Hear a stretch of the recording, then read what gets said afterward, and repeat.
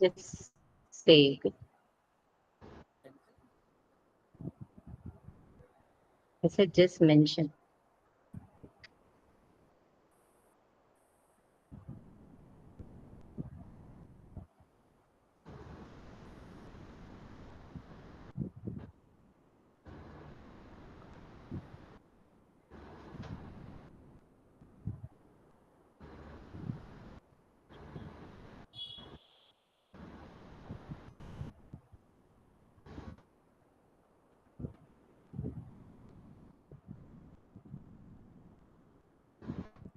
Good evening and namaste, everyone. I welcome all to our monthly live session with a nutritionist to our show, Let's Talk Health. So, we have eminent nutritionist Dr. Sudarshan Rao with us. I would first like to thank him that, in spite of having a bad throat, he has agreed to join us for this session and give us views on a very important topic of this month. That is, what are the diet related diseases that the urban community is facing? So, we'll start our show with this. I ask Dr. Sudarshan to please take it over from here. Doctor. Yeah, thank you. Good evening, and welcome to another session of Nutrition Awareness Program. So, for this month, we have taken a topic on urban diseases, actually, urban communities diseases. Now, World Health Organization has actually classified them as urban diseases. So, when you have seen this first time, as a title that we have given, you should have got some doubt saying that could there be different types of diseases for rural people and urban people? Yes, there will be differences. The type of diseases we get depending upon the so many factors, the social, demographic, lifestyle, and the type of jobs that we do here, and type of foods available to us in urban setup also dictate the type of disease that we are likely to have. So that's why there is a difference between the urban and rural diseases. And when we talk about diseases, we also should try to understand there are differences. They are classified into two different types of diseases. One is a communicable, another is non-communicable. So we will not discuss much about communicable. They are essentially, as the name indicates, they are because of touch, the water and air, all those things, they are contagious. They can spread from one person to other person. So that type of diseases we are not seeing much, except that we had COVID earlier. But now, so coming to the next type of diseases, the non-communicable disease.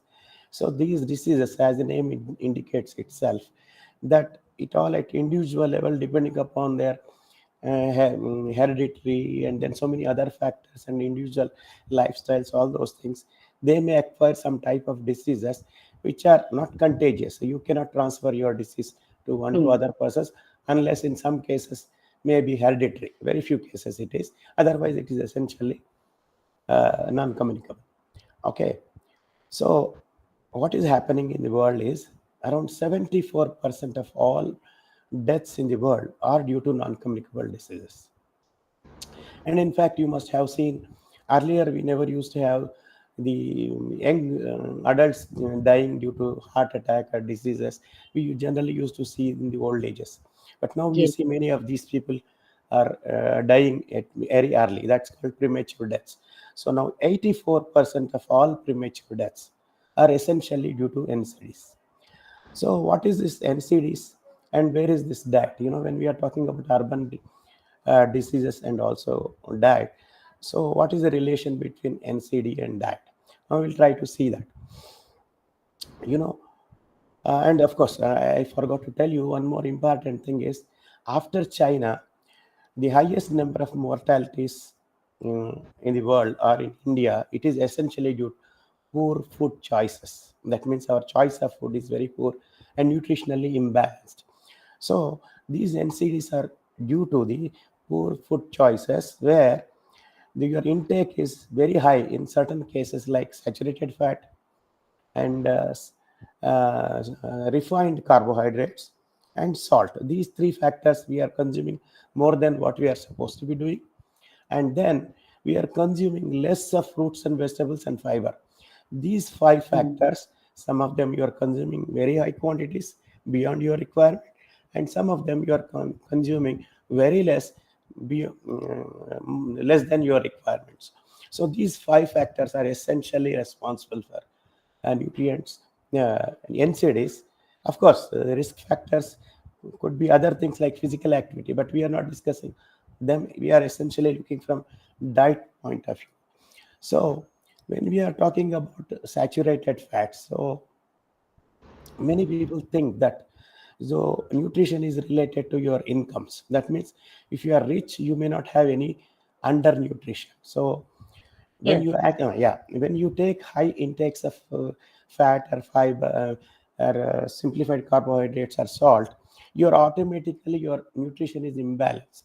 You are actually taking some of those nutrients which you like micronutrients. You are not taking them the enough of them for your normal mm, requirement. So many times they think that the undernutrition is essentially the poor people are getting affected with undernutrition, but it is not correct. And the undernutrition is there even among the rich communities also because of these poor food choices. And so, and then of course this is undernutrition. Then we come to overnutrition. So overnutrition is because of this, as we said that whenever we have this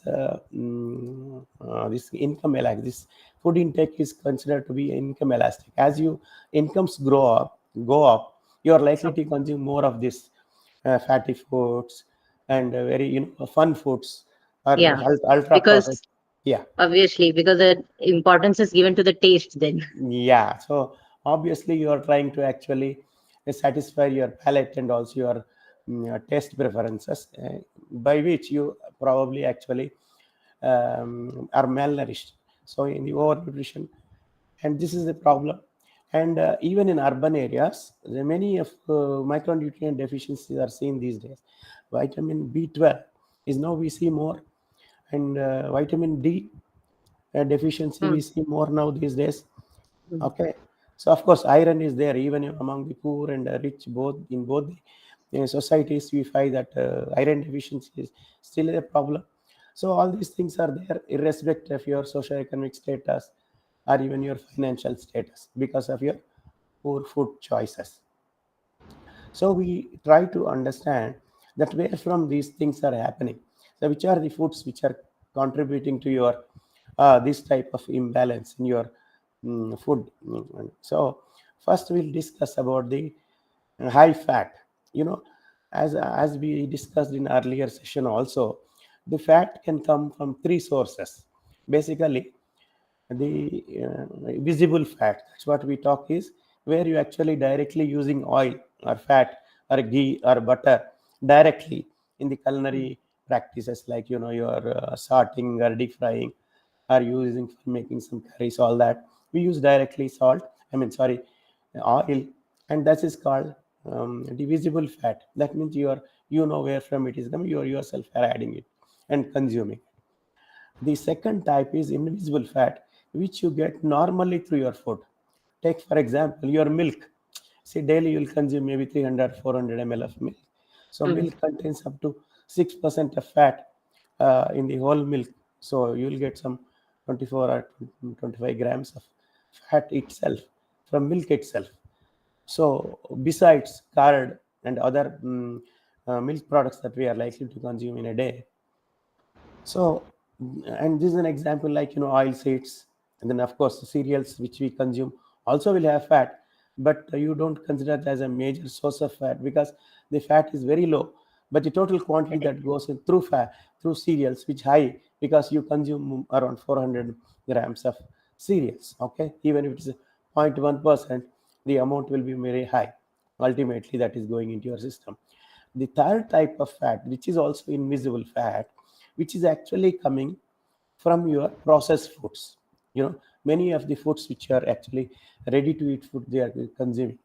So even many of the ice creams or any processed food that you can name it. So there is a wide range of things. Many of those things, like even bread. even a biscuit that you consume on a day-to-day basis. All those things will have fat. This is called also invisible fat. So this fat is going up because you are consuming more of processed food. This you are not actually accounting when you are calculating your fat intakes. So by this way, the total fat intake is going up very much. So that is the reason why we say that your fat intake is high intake of fat is one of the risk factors for NCDs.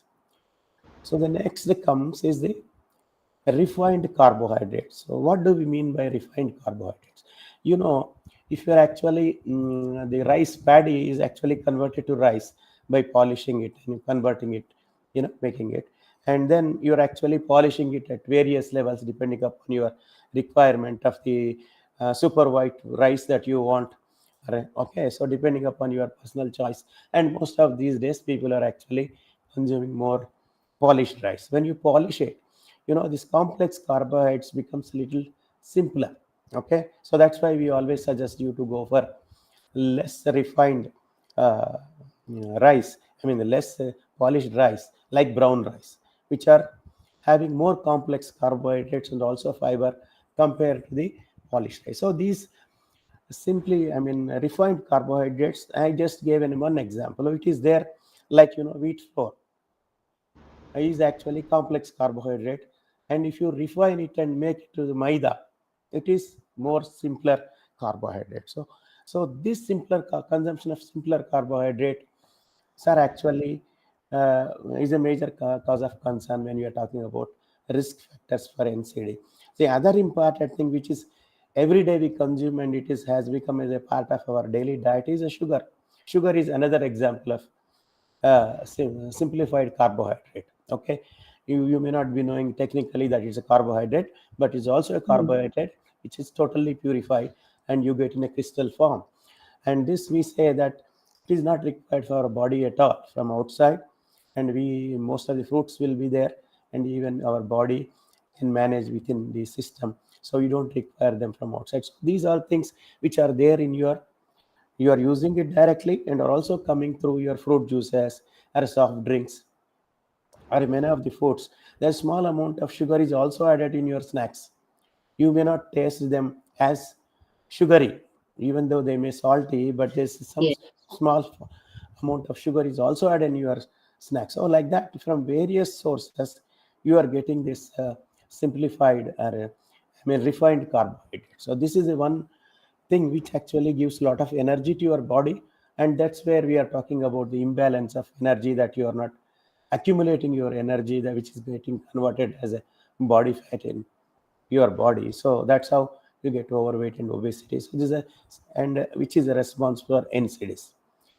The third thing that actually I was telling you is salt. Actually, technically, our concern is more with sodium, but our in India especially, because 90% of all your sodium comes through salt that we consume in your culinary practice. Okay, Mm. so without salt, probably you may not taste many of these foods that we have in maybe dals, chutneys, or any many of the foods that we make. Without salt, probably will not be able to taste. So it is essential component of many of our diets. But what we are trying to say is that our consumption of salt in India is 10 grams on an average. But World Health Organization recommends only 5 grams of salt. That means you have to reduce by 50%. So this is the one which I am talking about directly that you are using, but you also get sodium from many of your foods and most from processed foods. Many of the processed foods do contain a lot of salt, which may not taste as salty, but still it will have a lot of salt. Okay, and it is an essential ingredient for many of these snacks. And then, other than this salt, the sodium also comes from many additives that we use. Many of the processed foods do need to have additives, and many of the additives contain sodium. So these are three different sources. You get a lot of sodium, and so your total intake of sodium is going beyond what is required for our body. That's what I was trying. So these three things are essentially your consumption, overconsumption is there. And then the second thing that when we were talking about the risk factors for NCTs is the low intake of fruits and vegetables. Our consumption of fruits and vegetables, we were supposed to be taking around 400 grams per day. Our consumption may not be even crossing 100 grams per day. So these actually provide vitamins and minerals. These are very essential for our body, and that's why we call consumption of fruits and vegetables are give a insurance against NCDs. So they provide insurance against the risk of having NCDs. Okay, so the Mhm. consumption of these two fruits and vegetables is very low. We have to increase them, and the another one is a fiber. When we are talking about the processed foods, okay, so automatically the when we are saying that refining these carbohydrates, what we are doing is actually we are removing this fiber component of it. So the fiber consumption has come down very much. So that is the reason why these five factors are essentially because of the type of food choices that we have. We have the risk of this thing. So this it's a mostly urban this thing. Of course, Issue. there are other factors which are also important, like your lack of physical activity and stress. These are two things additionally we get from your urban lifestyles. So the rural people will have a different type of issues, but urban lifestyles we have physical activity will be very low. And then the other one is stress is also very high for us. Okay, so when we are talking about these processed food, now recently you must have heard about another terminology called ultra processed food. Okay, the ultra processed food may have more this high fat, high salt, and high refined carbohydrate. In addition to that, they will have additives, flavors, okay, sweeteners, all these things which are essentially prepared in the industries at much lower cost are available at much lower cost than what you can make at your home, and they are actually appetizing. They'll actually create a that feeling of dil mange more type of situation where you want to have more of such things. So that type of Mm. ultra processed foods are being produced by the industry. Okay, so you are automatically are consuming these things much more, so your total energy intake is going up, and also your nutrition profile is also getting altered because you are taking only few types of nutrients. The other nutrients you are not getting, like antioxidants which are equally important, like vitamins and minerals which come through your fruits and vegetables and natural foods, so which we are not getting because of this consumption of these foods. So essentially, if you understand the relation between these foods and your health and the non-communicable diseases, then probably it's very easy for you to actually improve your health by preventing these non-communicable diseases. So the another issue is then we have to talk about the relation between overweight, obesity, and non-communicable diseases also. Okay, so the overweight is because of your energy imbalance, that your energy is high and if your expenditure of energy is less, so that your body fat is going up.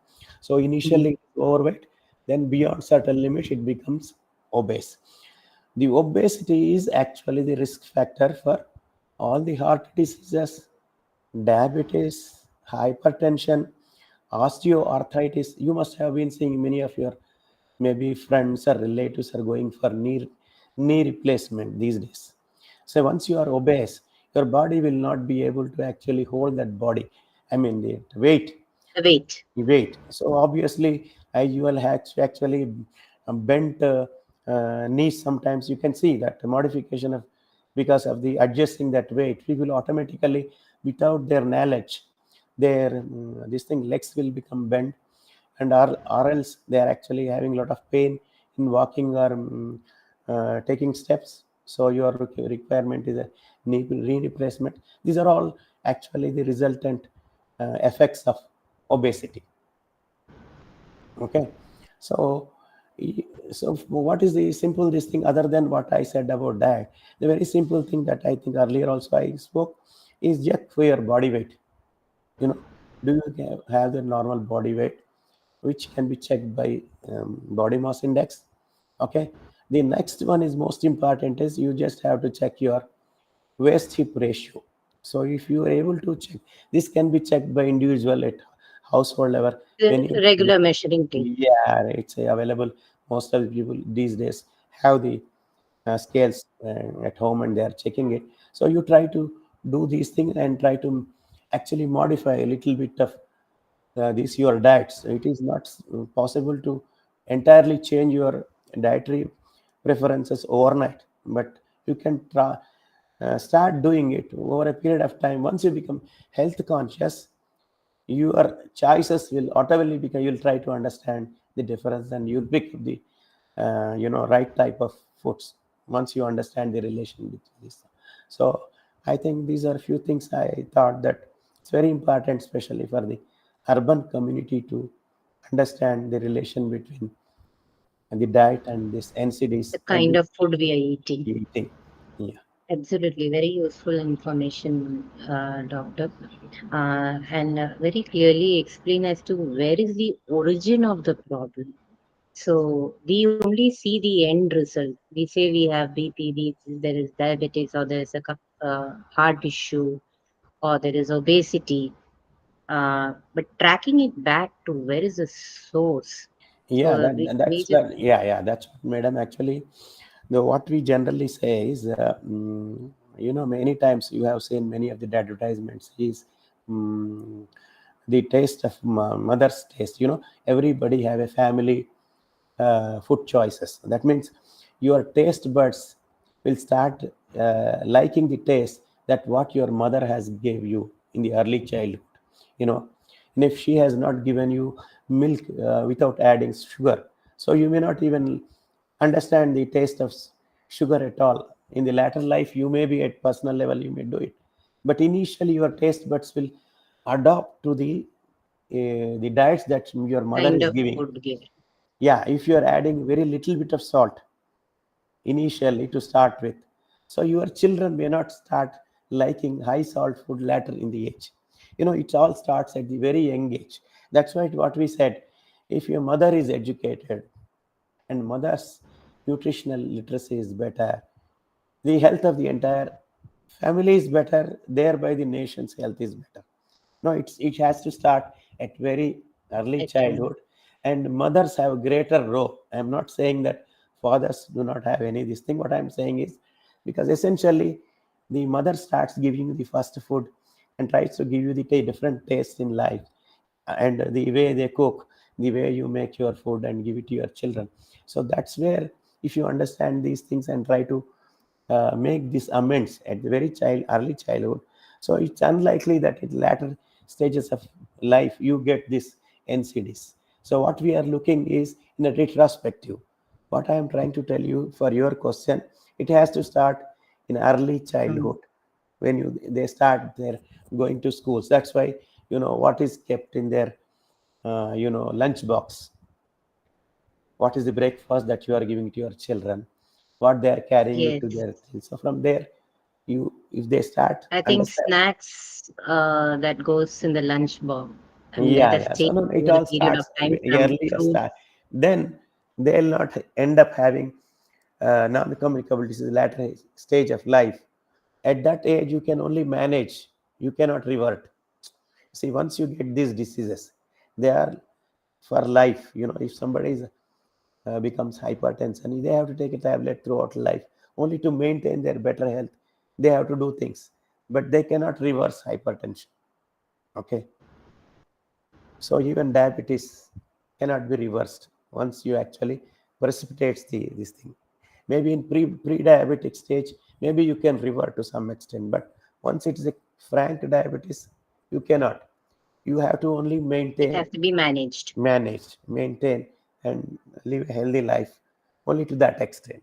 But you cannot avoid having. And second thing is the impact of that. The after some time of these things definitely degeneration will definitely start. Only thing is you can delay the degeneration, but you cannot avoid it. Okay, by managing these things you can delay it.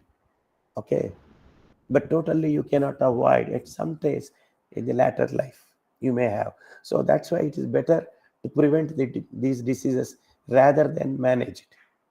Manage is okay when you cannot go back. I'm talking from early childhood. If you start these things, probably the Mm. next generation may not have these problems as we are facing it today because of our poor food Very true. choices. Yeah. Very true. I think what the urban dwellers have gone wrong, where they have gone wrong, is the shortage of time, or like you said, you're busy with work. You've taken up so much work, it's so busy. You end up going in for quick fixes. The processed food have come food into our plate more than what it used to be before. Snacks from fruits or homemade snacks, it is shifted to the processed snacks that have come. And I think the time that is being, I mean, the amount of sugar and salt that has gone into our plates, that's also increased. All these, like you mentioned, the multiple reasons, these are the multiple reasons that we ultimately end up having the different kind of diseases, starting from obesity, and which is kind of having a cascading effect into bringing in other diseases into our life. Thank you so much, Doctor. It was a very enlightening session that we had. I will just check for the uh, questions that have come from our audience.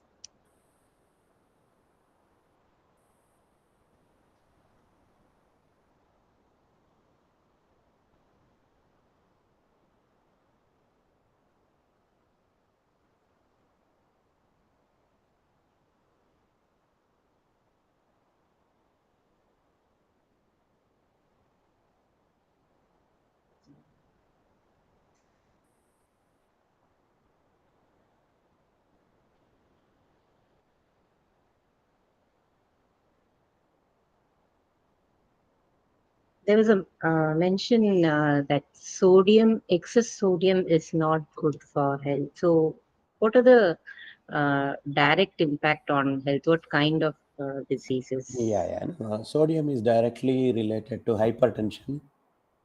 Okay. So that's where we are trying to say that you have to reduce the sodium intake. So again, of course, hypertension will result in your cardiovascular diseases. All that is related to sodium intake only. Doctor, you had mentioned about waist and hip uh, ratio. Ratio, yeah. What should it ideally be? Yeah, it should be zero point 0.8 for ladies and maybe point up to zero point 0.9 in gents. Okay. So, So, yeah, yes. that is a measure as a starting point. If somebody wants to start taking a corrective Yeah, yeah, action, yeah, yeah. Actually, uh, because as we have discussed in some earlier sessions, so the problem is more in it's a typical phenomena in Asia and more so in India. We this obesity the is more in your this hip region, waist hips. mm, That's where we say that your belly, belly fat. belly fat. So this is a very typical phenomena that we see in India. That's why we have to be more because you don't see that in Europeans or maybe in other countries, but it is more specific in Asian countries.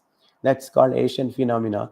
So we other than BMI, we also have to check for this. So many times this is a problem. So we have to try to see that it is reduced. That's a quick indicator to tell whether we should start taking corrective actions, or are we heading towards Yeah, diseases. yeah. First most is you check for your weight, whether you are overweight. Mm. Okay, so once you are overweight, you have to see. is it weight because of this waist hip ratio going very abnormal? Hmm. Okay, so many times it is. So otherwise, Okay. uh, you can maintain BMI. I mean, the healthy body weight, that should be okay for you. With a good diet. So a balanced diet plays a role here. Thank Yeah, you.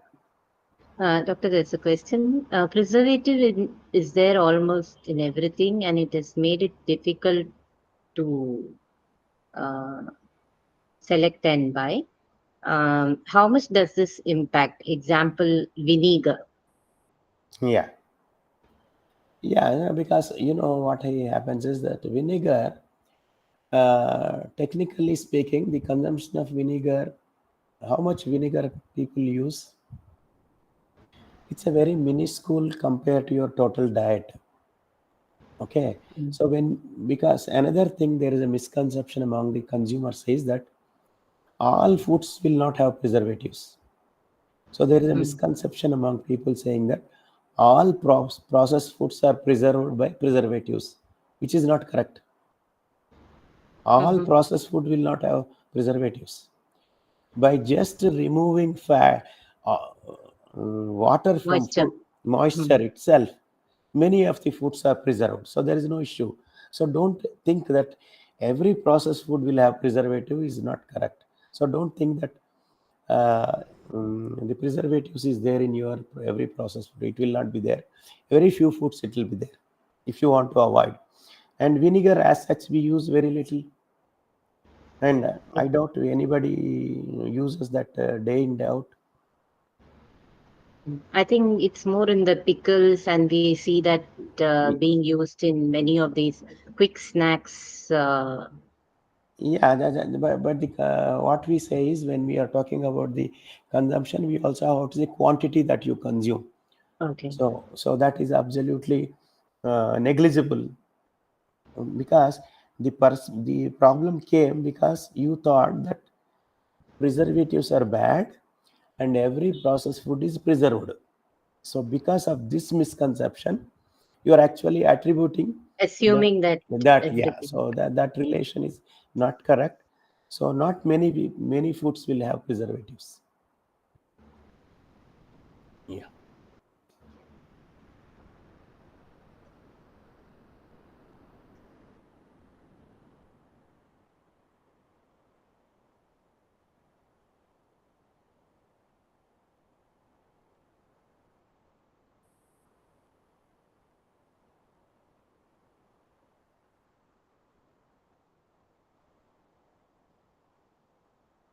You had mentioned about diseases not being reversible. Uh, and you also mentioned that there is a pre-diabetic stage you can try and make it Yes, yeah. reversible. Now, because now So, a lot of studies have shown in India that many people are actually are in the process of getting into diabetes, and many of them are in pre-diabetic stage. That means you have not your fasting glucose has not reached 126, mm, this thing, um, and your this thing actually HB1AC, so that is another indicator, is average. not, so which is actually not gone beyond 6.5. Okay, so these are the actually indicators that you have got into diabetes. But many people are below this, but still they are above this fasting glucose of 100 or less than 100. Many people are above 100, but they have not reached this frank case of diabetes of 126. Okay, so they are in between this ideal fasting glucose and also frank diabetes. So they are called pre-diabetes. And these people So, are, yeah, if they manage their diet and also physical activity, they can go back to uh, normal this thing. And so they can go back to the uh, pre-diabetic level, non-diabetic. And that means before pre-diabetic stage, normal stage. Okay, but once you are actually got into diabetes and you are on the either insulin or on tablets, from there you cannot come back. You Mm. can't reverse from that place. Thank you, So, doctor. yeah, A very informative session. I think as urban dwellers, we have to understand that the root cause is the kind of lifestyle or the kind of combination of diet and exercise that we are doing. And I recall you mentioning in our earlier session, the key factor is what you consume and what do you use. What is the amount of energy you are creating, and what is the amount of energy you're using in your everyday uh, yeah, schedule. And activity. that's going to make a big difference. And added to that, like you mentioned today, it is we have to make sure that every aspect, whether it is carbohydrate, protein, or vitamins and minerals, everything should be present in our daily diet. And these simple small measures, and thank you for telling that it starts from home, which means these measures taken at home is the starting point for any correction that needs to be done. Yeah, So rather than us focusing first on eliminating different food, I think our focus should be first on checking if we are covering all what is necessary before we start eliminating anything. So first make sure that every nutrient is being covered, and then start eliminating the ones which are harmful for the body. That's what we take the message from your session. Thank you so much. And I'm Sandhya from VTF winding up this session. We will be here next month again with one more new topic. Thank you everyone for joining the session. thank you. Thank you, Doctor. Thank you.